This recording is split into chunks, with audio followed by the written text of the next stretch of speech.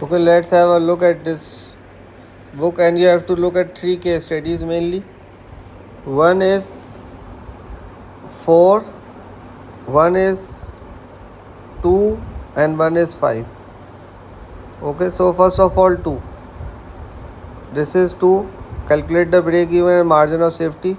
Also mention the limitations. The data is provided how e-commerce can help AirAsia to boost its sales.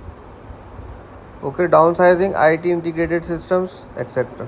2. Okay, the solution for 2, first of all. The solutions are here. Downsizing, 3 marks. So a bit detailed example is also given. IT integrated systems. How e-commerce can help AirAsia to boost its sales. Like this, optimize and split test website. You can only have 15 seconds to grab the attention. If you can't, you lose them. This is called 15-second rule of website usability.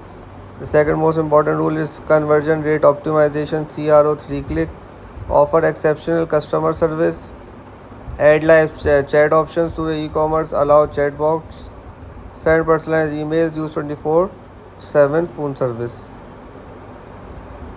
Right. Next, how cost of AirAsia help in making important decision making. The pricing of tickets is done by 2 methods. One of them is cost based, in which adding all the costs associated with running of airline, a markup is added. This is a method airline should use rather than focusing on providing low cost service. Similarly, it can continue with its low cost penetrative pricing strategy. However, it depends on number of competition and how long the company can survive on existing retained earnings. Calculation of break even and MOS formulas. Limitations of break even analysis is also. This one is 2. Then 4, Mega Gym. You can go through this.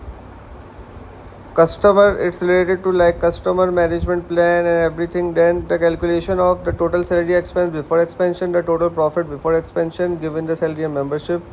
Analyze whether outsourcing the customer service department is a feasible option. How are offering attractive features by Mega Gym going to help it to earn high profits? Is stratified sampling the most feasible option for Mega Gym? 4, solution is also provided. If the average rate of salary per employee is this, per month this, membership, calculation, profit, analyze whether outsourcing, 3 marks, so done with connection. Then how are offering attractive features by Mega Gym going to help it to earn high profits?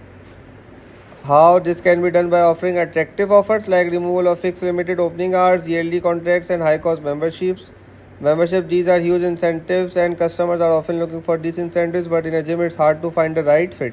Often the timings don't match and 24-hour gyms are more like a luxury which everyone cannot afford. The flexible time offers have removed the biggest barrier for any office worker, with the benefit of low cost membership is an advantage which will drive potentially new customers to join it immediately. It can be promoted with a limited time offer tag for immediate boost and increase in customer base. Then analyze stratified sampling first, comparison of all of them. In the case of Mega Gym, stratified sampling is the best option since the NPV estimate applied should be as near to the original value as near as possible in order to come up with an appropriate estimate of the membership fee charge. And since the customers have different age groups, nationalities and time period of exercise, it will be best to bifurcate them into different strata and then taking the average of the values. Then evaluate the method used to quantify whether offering flexible working hours and other facilities will boost their estimated sales. I have also made this tree diagram.